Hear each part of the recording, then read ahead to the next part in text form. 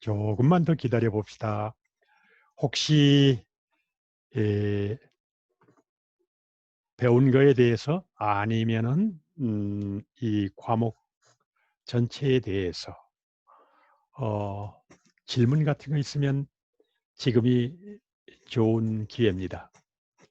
배운 거 또는 학교 생활에 관해서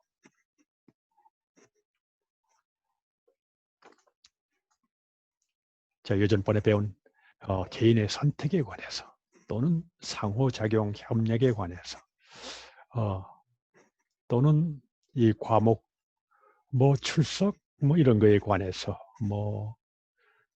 어느 거라도 좋습니다. 개인적으로 물어보고 싶으면은 채팅에 비공개로 물어보면 익명으로 대답을 할 수도 있습니다. 누군지 밝히지 않고 익명으로 비공개로 나한테 질문을 던져도 좋습니다.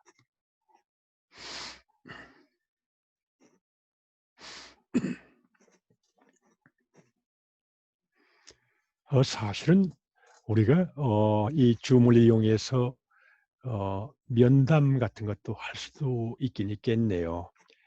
다른 사람은 대기실에 이렇게 머물러 있고 들어온 사람만 몇 사람 또는 한 사람만 들어와서 이렇게 대면으로 상담을 하고 이런 방법도 있을 수 있겠네요. 아니면 그룹으로 나누어서 서로 이렇게 토론 같은 것도 할 수도 있고 그렇지요.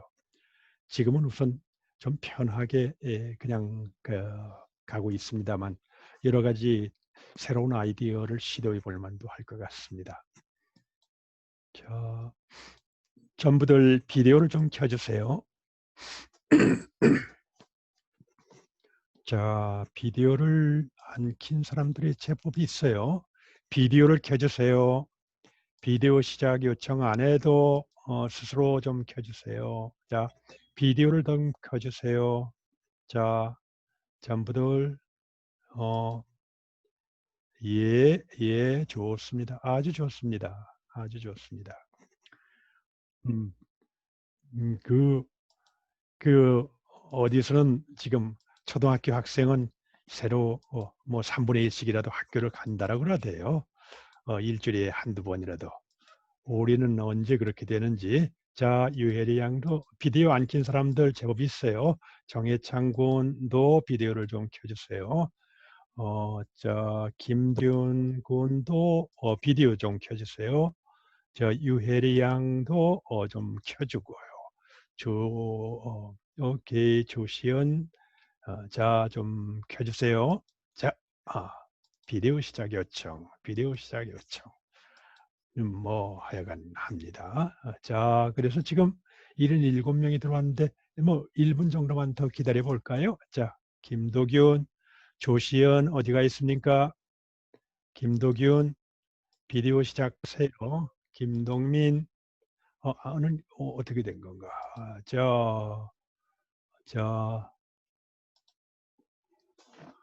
노트북이 망가져서 그럴 수도 있네요. 그러네요. 아니요. 부득이하면 화상이 없으면 킬 수 없으면 안 켜도 좋습니다. 킬 수 있는 사람은 되신 대로 다 켜주기 바랍니다. 혹시 사실은 컴퓨터에 화상 카메라가 없어도 휴대폰으로 화상 카메라를 대신하는 방법도 있는데 내가 있긴 있습니다. 아무튼 어떤 간단한 프로그램을 하면 됩니다. 허수진, 또 한주성, 최원재, 오케이, 강슬아, 유정건 군, 정미르, 비디오를 켜주세요.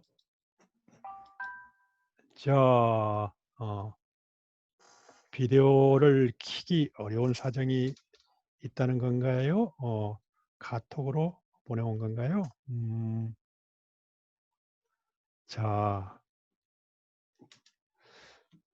좀 비디오를 다 킵시다.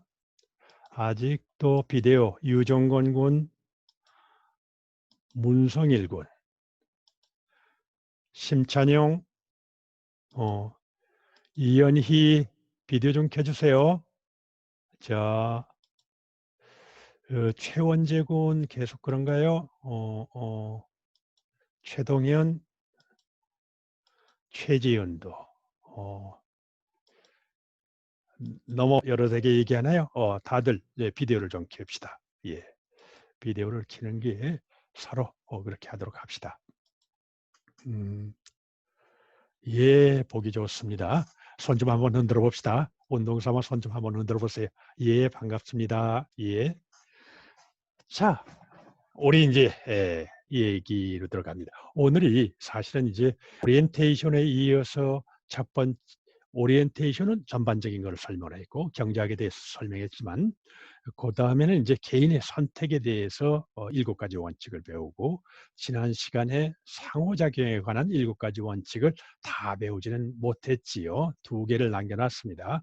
그래놓고 오늘은 국가경제에 관한 7가지 원칙 그렇게 해서 경제학에 대한 저희 강의가 다 끝납니다. 말하고 오늘이 저랑 이렇게 수업을 하는 마지막 시간이 되는 셈입니다. 조금 서운하기도 하지만 여러분들 한 단계 업그레이드 돼서 그러니까 경제 신문면을 읽을 수 있을 정도가 어느 정도 준비가 됐나요? 오늘 배우고 나면 조금 더 그렇게 되었기를 바랍니다. 어쨌든 경제학을 오늘로 마치게 됩니다. 그런데 지난 시간에 뭐를 배웠던가 하는 것을 보충할 부분이 있기 때문에 그 부분을 공유해 가면서 설명을 하겠습니다. 자, 이것이 여기던가요? 가만히 있자. 국가경제에 관한 7가지 원칙이 아니라 이건가요? 이걸 갖다 한번 화면 공유를 해보겠습니다. 자, 나는 지난 시간에 하여간 사과의 가격은 왜 1,000원일까 하는 상호작용에 관한 7가지 원칙을 이렇게 배웠습니다. 서리는 왜 직접 사과를 생산하지 않느냐? 거래는 당사자 모두에게 이득이니까 직접 생산하는 것보다 사는 게 더 싸다. 왜 사과를 못 살 수 있을까? 거래는 비용도 든다. 그다음에 세 번째는 거래 이득이 때로는 갈등을 초래할 수도 있다. 네 번째 원칙으로 사회는 거래 제도를 체계적으로 발전시킨다. 역사적인 발전은 때로는 전쟁 같은 갈등도 수반하기도 하죠. 그중에서 나는 자본주의, 자유시장 경제와 공산주의, 계획 명령 경제의 뭐라고 할까요? 우열이라고 할까? 그 어떤 그 본질이라고 할까? 이런 거에 대해서 설명을 하면서 이론적으로는 둘 다 가능하지만 어쨌든 역사적으로는 어, 계획 명령 경제가 1890, 80년대 후반 또는 90년대 초에 러시아와 동국관이 무너짐으로써 사실상 시장 경제가 지구상의 유일한 경제 체제가 되었다. 그렇지만 사실은 아직도 공산주의, 자본주의 이념적인 어떤 그 차이, 특히 정부의 역할과 시장의 역할과의 차이에 대해서는 어떤 이념적인 차이가 존재하고 있다. 사실은 그 둘 사이에 좋고 나쁜 점을 잘 보완해야 된다라는 정도로 얘기했습니다. 그러면서 우리는 사과의 가격이 왜 1,000원이 되었을까라는 얘기를 했지요. 그 부분까지 훌떡훌떡 넘어갑시다. 사과의 가격이 왜 1,000원이 되었을까라는 얘기를 이런 식으로 얘기했습니다. 쭉쭉쭉쭉 넘어갑니다. 그 사과의 가격이 왜 1,000원이 되었을까? 나는 이렇게 쭉쭉 넘어갑니다. 쭉쭉 넘어가서 사과의 가격. 이 1,000원일까? 사실은 왜 1,000원일까라는 얘기를 나는 이렇게 얘기했습니다. 이것이 아주 가장 핵심적인 거라서 다시 얘기를 하겠습니다. 이 부분에 대해서 균형 가격이라는 걸 우리는 생각한다라고 얘기했습니다. 동전을 물이 든 컵에 넣었을 때 움직일 때는 어느 위치에 있는지 우리는 짐작하기 어렵습니다. 그렇지만 동전이 움직임이 지금 멈췄어요. 움직이지 않고 있어요. 라고 하면 우리는 딱, 그러면은 뭔가 움직이지 않는 상태다라는 데서 아마 동전이 가라앉으려는 힘과 그를 떠받들려는 힘, 중력과 그걸 받치는 힘이 말하자면 서로 균형을 이루어서 움직이지 않고 있구나라고 그래서 그러면 동전은 바닥에 있겠구나라고 짐작을 할 수 있습니다. 가격에 대해서도 마찬가지입니다. 가격에 대해서 가격이 올라가지도 내려가지도 않는다면은 사실은 사고 싶은데 못 산 사람, 팔고 싶은데 못 판 사람, 이런 사람이 없겠구나. 여기서부터 사고 싶어 하는 총량과 팔고 싶어 하는 총량, 이걸 갖다 우리는 사고 싶어 하는 양을 수요량이라고 얘기하고 팔고 싶어 하는 총량을 공급량이라고 얘기합니다. 그 두 가지 양이 같을 수밖에 없겠구나. 수요량과 공급량이 같을 수밖에 없구나. 같다면은 사실은 수요량과 공급량이 가격에 의존하는 함수니까, 즉 수요량은 가격이 올라가면 떨어지고 공급량은 가격이 올라가면 증가하는 거니까 여기에서 하나의 해가 존재하는 방정식이겠구나.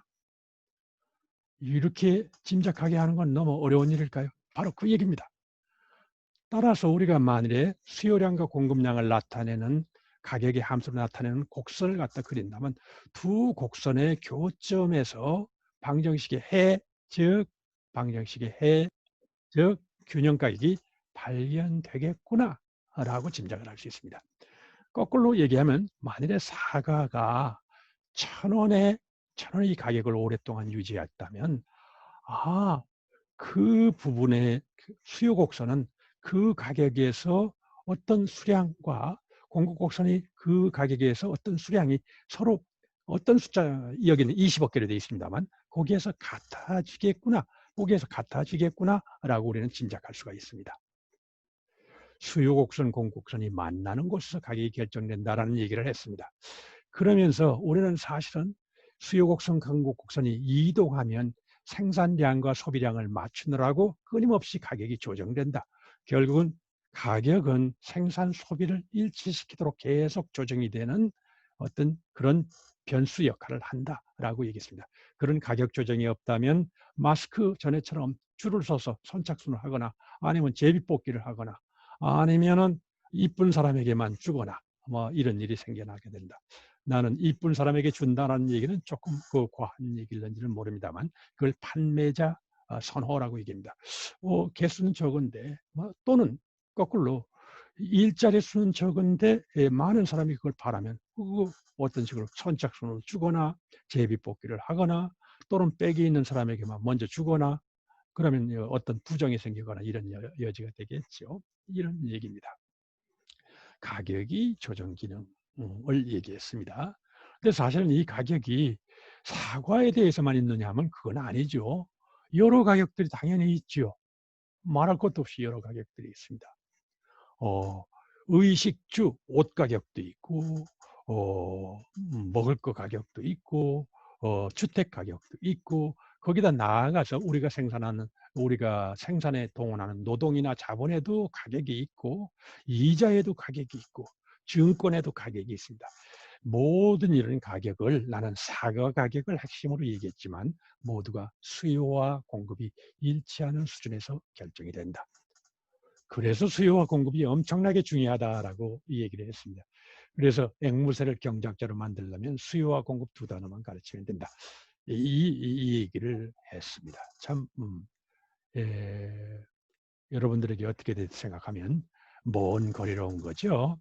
거래의 이득으로부터 시작해서 쭉 이렇게 넘고 해가지고 결국은 시장의 가격이 수요량, 공급량이 일치하는 수준에서 결정이 된다라고까지 온 셈입니다. 이제 다음 문제로 넘어갑니다. 이제는 요전번에 안 배웠던 이게 뭐 카톡 오는 게 내가 여러분들을 위해서 카톡을 켜놨더니 이게 예, 이게 이렇게 되네요. 카톡을 꺼놓아야 되겠습니다. 이제는 다시 들어올 학생 없겠죠. 그죠? 자, 시장에서 결정된 사과의 생산 소비량이 과연 적절하냐? 시장에서는 사실은 가격만 결정된 것이 아니라 생산 소비량도 결정이 됩니다. 1,000원에서 수요량과 공급량이 같아져야지 된다라고 그랬죠. 그러면 수요량 공급량은 사실은 생산 소비량입니다. 우리나라에서는 매년 20억 개의 사과가 생산되고 소비되는데 이게 과연 적절하냐? 라는 문제를 여러분들이 제시할 수 있습니다. 이게 과연 적절하냐? 자, 나는 그 얘기를 이런 식으로 생각해 봅시다. 자, 여러분들에게 이거를 좀 이쪽으로 끌어와야 되겠네요. 이쪽으로 끌어와서 8 이거를 조금 더 늘려가지고 오케이. 자, 나는 사실은 어려운 얘기를 물어보려고 합니다. 어려운 얘기라는 거는 자, 20억 개의 사과가 적당할까? 너무 적을까? 너무 많을까에 대해서 자, 나는 여러분들의 직접 판단하려면 굉장히 어려울 거예요. 20억 개가 아니라 25억 개 만들어야 되는 거 아니야? 아니, 20억 개도 이미 너무 많아. 사실은 15억 개 정도가 좋아. 아니, 20억 개가 그대로 괜찮은 것 같은데 이거를 여러분들이 판단하려면 어떻게 판단해야 될까요? 강경훈 군 혹시 아이디어 있습니까? 이거는 뭐 정답이 있는 얘기는 정답을 요구하는 거는 아닙니다. 어떻습니까? 어떻게 생각할 것 같습니까? 20억 개가 적당한지 어떻게 판단하는? 예, 그렇습니다. 많은지 적은지 적당한지. 이거 어떤 사람이 물으면은 뭐라고 얘기하겠어요? 어떻게 생각해야 될까요? 그거를. 저는 20억 개를 만약에 생산했을 때 그게 얼마나 남냐? 아니면 안 남냐? 그거를 보고 오, 판단을 할 것 같아요. 지금 남지 않는다라고 그랬잖아요. 그죠? 그러면 네, 생산량, 소비량이 같다라고 그랬죠. 10억 1,000원이라는 데에서는 그 두 가지가 일치하게 끊임없이 조정한다고 그랬죠. 그러면 적절한 걸까요? 그러면 적절한 겁니까? 남지도 모자라지도 않으니까. 네, 그러면 적절하다고 생각합니다. 오호, 오호, 그렇습니다. 이 20억 개는 누가 결정한 셈일까요? 생산자, 소비자가 종합적으로 결정을 한 거죠. 그죠? 국가가 계획하고 명령한 것이 아닙니다. 그러니까 그죠? 지멋대로 결정한 건데 국민의 의사, 국민 투표를 통해서 결정한 것도 아니지 않습니까? 그래도 적절할까요? 내가 조금 자꾸 코너로 몹니다. 그렇죠? 너무 어려운 질문을 던지는지는 모릅니다. 그렇지만 한 번쯤 생각해 봐야 되죠. 그죠? 우리가 국민 투표로 결정한 것도 아니잖아요. 그런데 소비자 생산자들이 지멋대로 결정한 거라고요. 그러니까 아니야. 내가 다시 결정해야 돼라고 할 만한 사람이 아니 국회의원이 다시 살펴봐서 결정해야지 대통령이 다시 결정하거나 어떻게 생각합니까? 네, 저는 적절하다고 생각해요. 예. 자, 이렇게 얘기해 봅시다. 맞습니다. 결과적으로 맞습니다만 조금 더 논리적으로 생각해 봅시다. 자, 나는 이렇게 생각하려고 합니다. 이 수요 곡선을 지금까지 읽을 때는 이렇게 읽었어요. 이 수요 곡선을 갖다 가지고 봅시다. 나는 1,000원에 예를 들어서 2라는 점을 읽을 때 수요 곡선상의 점 2를 읽을 때 1,000원에 소비자들은 총 20억 개를 사고 싶어 한다. 1,000원에 대응되는 수요량은 20억 개다. 이렇게 읽는 대신에 거꾸로 20억 개째 사과에 대해서 누군가는 1,000원을 살 용의가 있다라고 해석해도 됩니다. 1,000원을 줄 용의가 있다는 것은 1,000원까지죠. 1,000원보다 더는 못 주겠다는 얘기입니다. 500원은 당연히 좋죠. 그렇지만 1,000원 이상은 못 주겠다는 얘기입니다. 그러면 A라는 점을 읽을 때 PA의 QA를 사고 싶어 한다라고도 읽을 수 있지만 QA라는 것을 최고 PA만큼 지급할 용의가 있다라고 읽을 수도 있습니다. 그러면 소비자가 A라는 점에서 사과를 살 때 사실은 그 전에 더 높은 가격을 주려고 하고 그 다음에 높은 가격을 주려고 하고 이걸 전부 합한 빗금친 음영 부분의 면적은 뭐라고 하냐면 A까지 거래를 했을 때 소비자가 지급할 용의가 있는 총 금액입니다. 금액, 이 빗금친 면적이. 그런데 A에서 거래가 실제로 이루어졌다면 어떻게 되느냐? A에서 실제로 거래가 이루어졌다면 말입니다. 거꾸로 그러니까 나는 요 얘기만 합시다. 요 얘기만. 요 수요 곡선 아래에 있는 면적은 사실은 전부 그 면적을 구하면 거기까지 소비자가 지급할 용의가 있었던 총 금액이다. 마찬가지로 이제는 이 공급곡선을 봅시다. 공급곡선은 사실은 이걸 읽을 때, 이 점을 읽을 때 두 가지 읽는 방식이 있습니다. 1,000원이면 20억 개를 팔고 싶어 한다라고 해석할 수도 있지만 20억 개째 사과를 누군가는 최소 1,000원만 받으면 팔 수 있는 사람이 있다. 그러면 누군가는 1,000원에 생산할 수 있는 사람이 있다라고 해석할 수도 있습니다.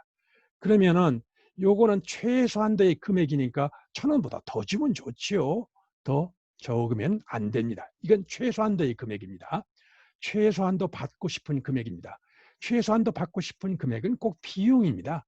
따라서 이것 아래의 면적, 공급곡선 아래에 있는 면적, 예를 들어서 큐비까지 생산했을 때 그 아래에 있는 요 면적은 여기까지 생산할 때 생산자가 지급한 총 비용 또는 최소한도 받아야 될 금액을 나타냅니다. 자, 다시 한번 얘기해 봅시다. 수요 곡선 아래의 면적은 소비자가 지급할 용의가 있는 총 금액이었었고, 공급 곡선 아래의 면적은 생산자가 최소한도 받아야 될 금액이었었다는 말입니다.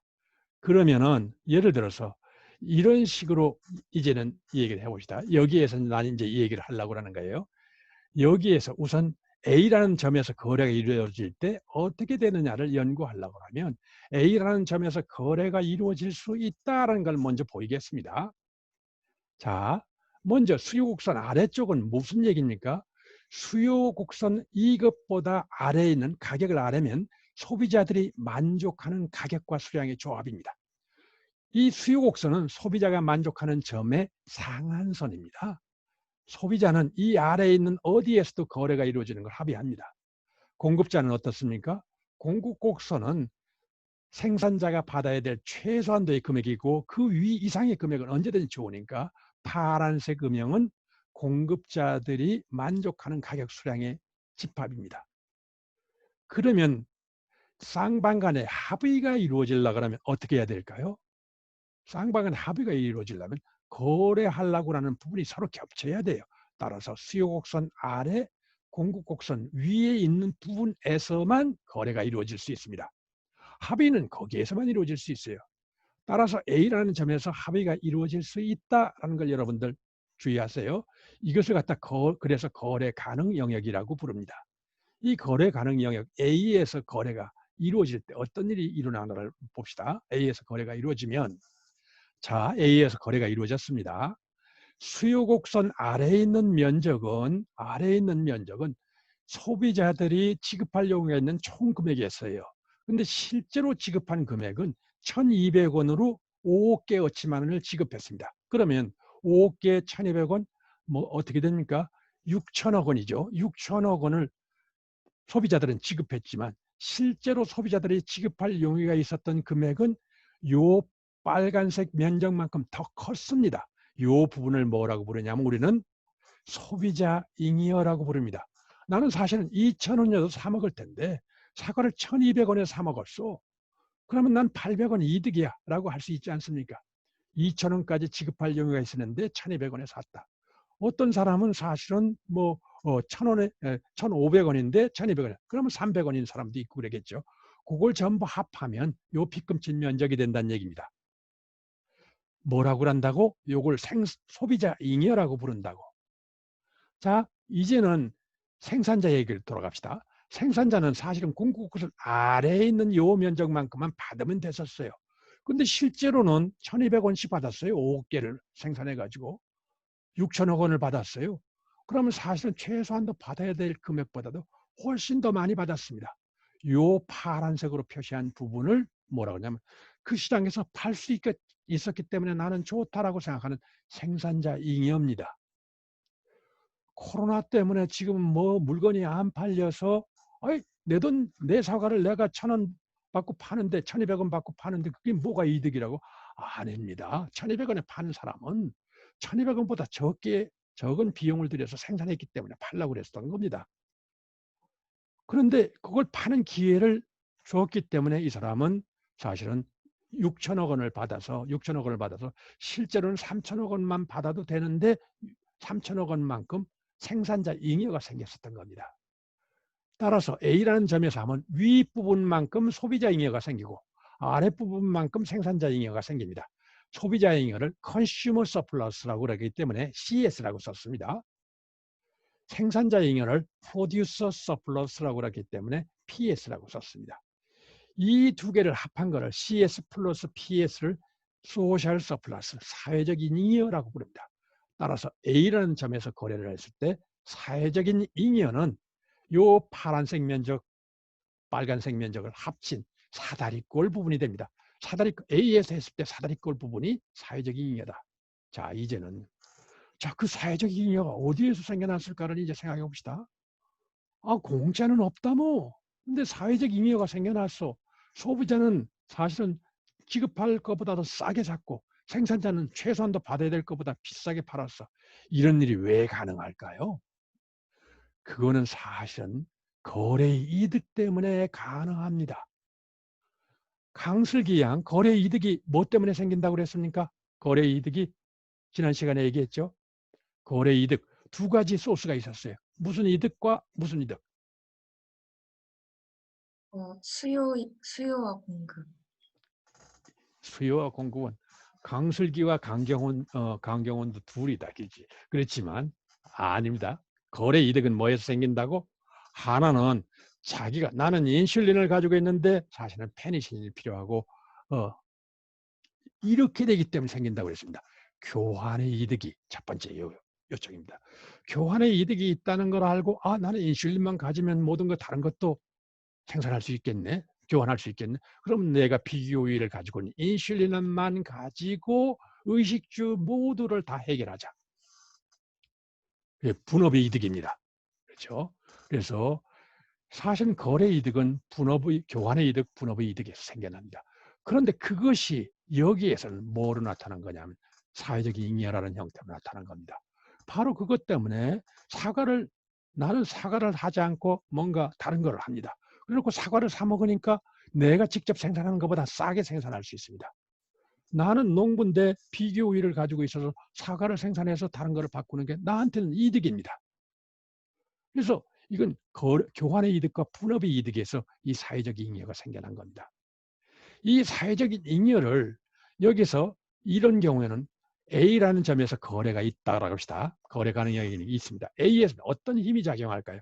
A에서 여기서 그대로 머물러 있는 균형이 이루어질까요? 아닐까요? 강슬기야 어떻습니까? 여기서 균형이 이루어질 것 같습니까? A라는 점에서 그 점에 머물러 있을까요? 균형이랑은 움직이지 않아야 되지요. 그런데 A에서는 어떨 것 같습니까?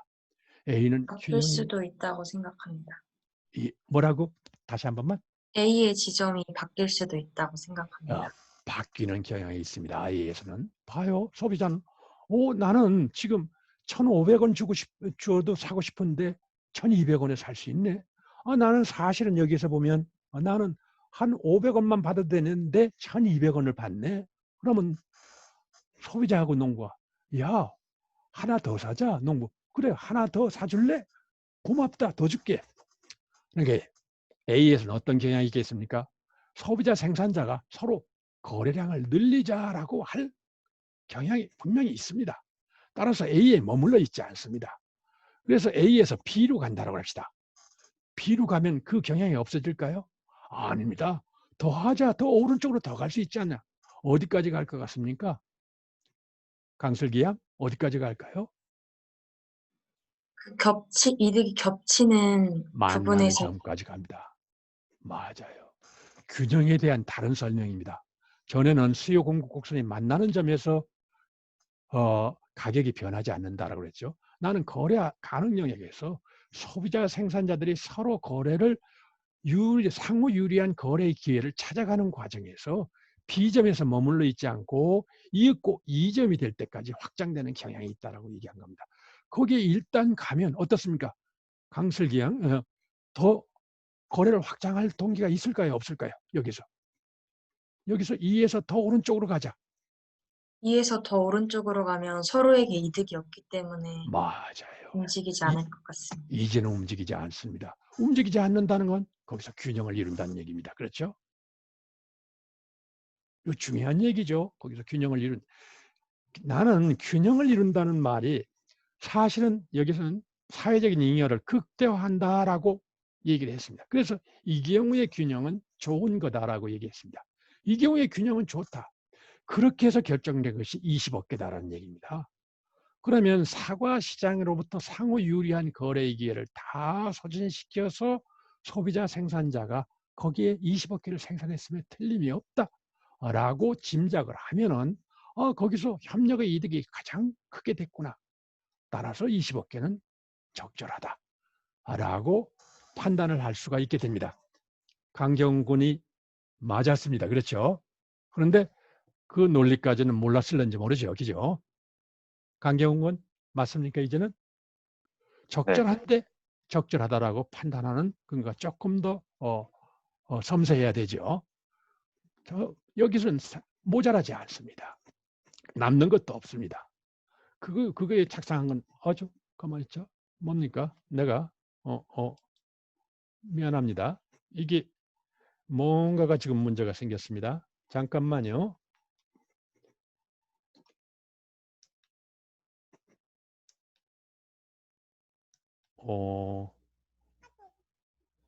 자, 미안합니다.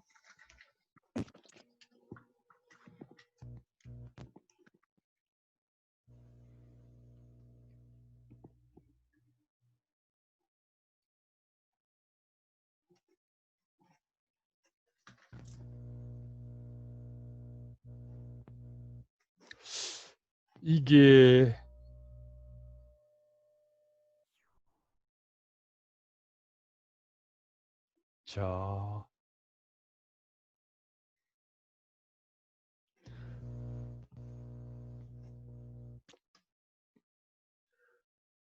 자, 다시 들어왔네요. 여러분들 이쪽은 들어왔는데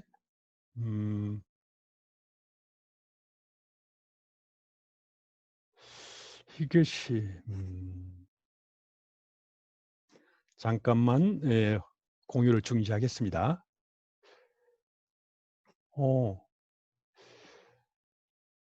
자, 내가 어떤 일이 벌어졌는지 잘 모르겠습니다. 누가 강경훈 군이 좀 얘기해 주겠습니까? 어땠었습니까? 화면이 갑자기 나갔는데 나는.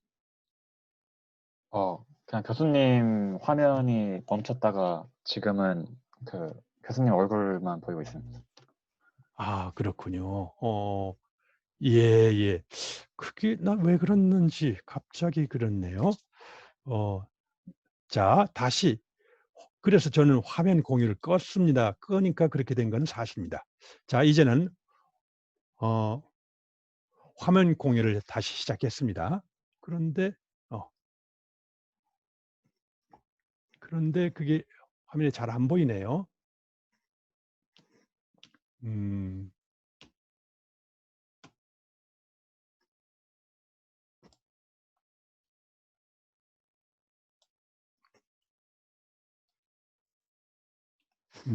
없다라고 그러네요. 자, 이게 때때로 이러니.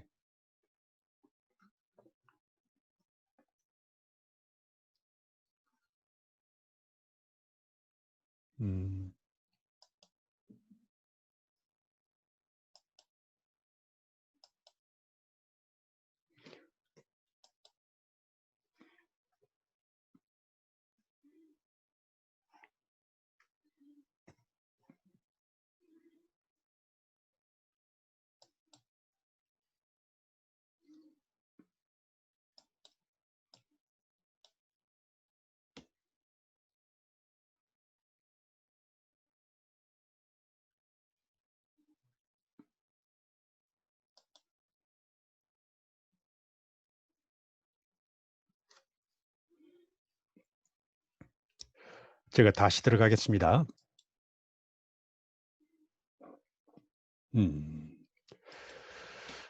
줌이